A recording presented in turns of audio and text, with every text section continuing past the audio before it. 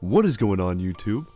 This is The Last Musketeer, and welcome to part 2 of the Epic 7 free-to-play continuation series.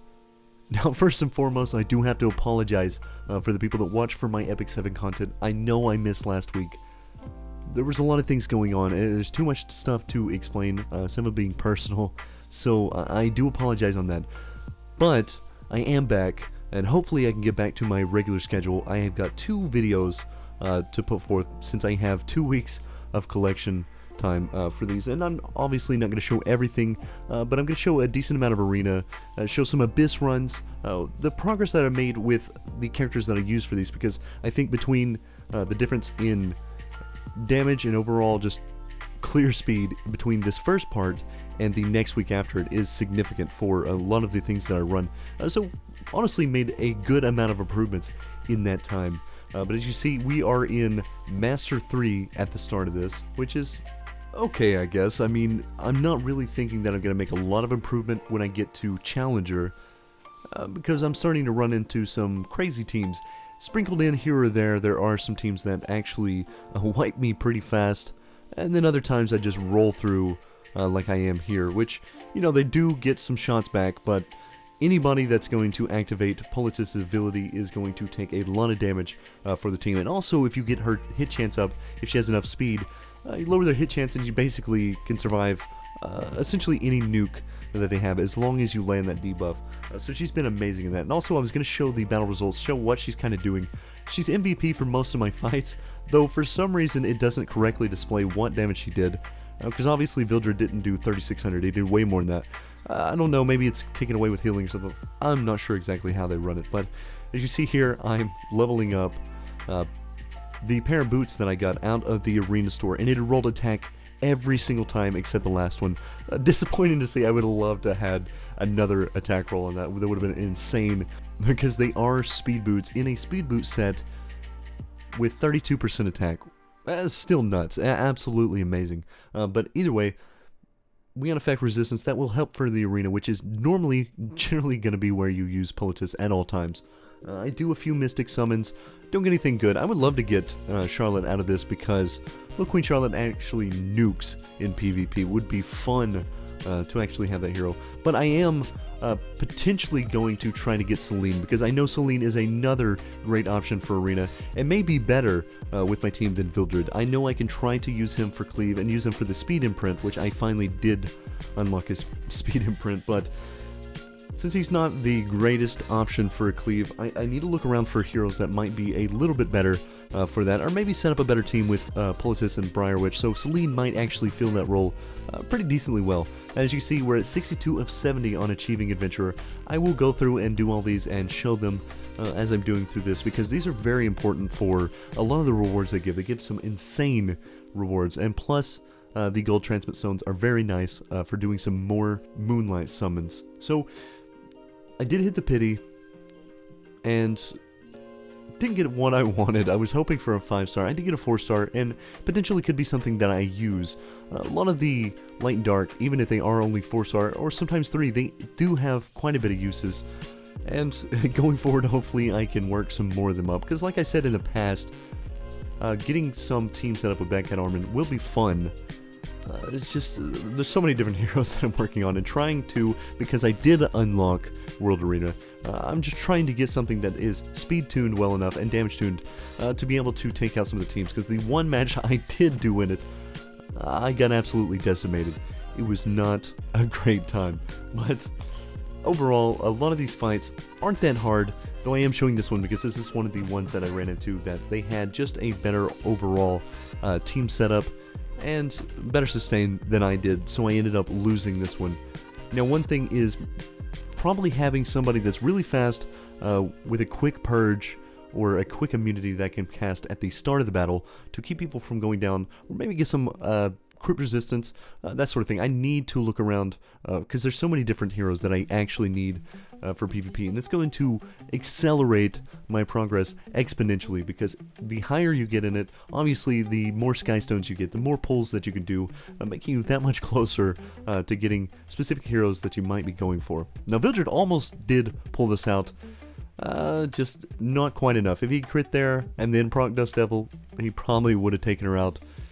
But then again, it could have been hopeful thinking, so, you know, it's just something I've got to work on, because he does not have a 100% crit rate, which for a Cleave team, it is absolutely necessary for you to make sure that you crit basically every time, or anything that you have an element of disadvantage that it may miss. At least then you can take out the ones that you don't miss pretty easy, which also comes into the fact that he needs to be buffed as much as possible beforehand. So probably making Flan one of the ones that I rotate in there, try to get her as much speed as possible, because she does need the effectiveness as well for the defense down, but just trying to keep her fast enough to get that guaranteed first thing off, so it can potentially get the cleave off in time before anything happens. Now the main thing is, if you use Flan, I don't know if she gets an extra turn. I could be wrong. I have to reread what she does. If she does get an extra turn, then it's a lot easier to set up the defense down with her as well, which guarantees that Villager is going to hit insanely hard. But once again, that's something I have to figure out, and I have to work around with. There's a lot of gear that I still need to build, and once again, it's the gold farming that's becoming the problem. I can go and farm a ton, especially if I spend a few hours on my phone when I have the time to just farm as much as I possibly can until I run out of energy, and then probably stack some more. I'd prefer to do it in events, obviously, but getting a good PvP team setup is going to be nice. Now Poultice after this gets a 100% crit chance. Now I need to take her to 6-star, so she's at 90k overall, which is pretty decent. I think at the start of this video she was 69k. So obviously some decent improvement there, but we gotta work it up just a little bit higher. She needs to be capable of doing basically as much as she can for me in PvP, because she's basically been my carry so far. Now, I swapped out Secret into my lineup rather, for Conqueror Lilius, because I think the Secret, based on the fact that her guillotine ability does a lot of extra damage based on how many debuffs are on the enemy, she can hit extremely hard. So I need to make sure that I'm using that as much as possible. As you see there, 30k without a defense down is insane, and she's also not buffed. There's so many different things that I need to work around with, and like I said, it's just a matter of having the supplies. It just makes it a lot harder when you don't have enough survivability, even if you have the stacking to get these done. But she was a big help going forward, and obviously I do have Spectre Tenebria. She is going to get worked up in this video, or maybe not this one, but the next one, and I'll show you the difference that she makes, because it is unreal how much easier she's made Abyss for me. I'm basically just running through every run with no problem. I can auto it at this point, and I don't think I've lost a run yet, so very, very nice. But you'll see later on just what she does. Now, you may be wondering why was my team taking so much damage and knocking themselves out. Basically, every time you hit him with a crit, he reflects, I think it's 30 or 50% of the damage back onto your heroes. So Vildred offed himself very early on. Secret with that very high damage offed herself after that.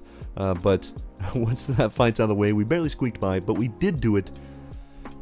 And this one was a lot easier. Now, the Purge for the debuffs, which is his passive ability, was very annoying. Anytime he got the barrier, it became a huge problem. Now, if I could keep Briar Witch hitting him with the buff remover and keeping him from gaining buffs, then, you know, essentially it became an easy task. But when he did have it up, I could not break it because it was a very, very heavy shield. But we get him out of the way. Not too hard of a fight. Once again, Secret's doing actual, like, insane work damage-wise. Villager's doing his thing. Still just doing, you know, what he can.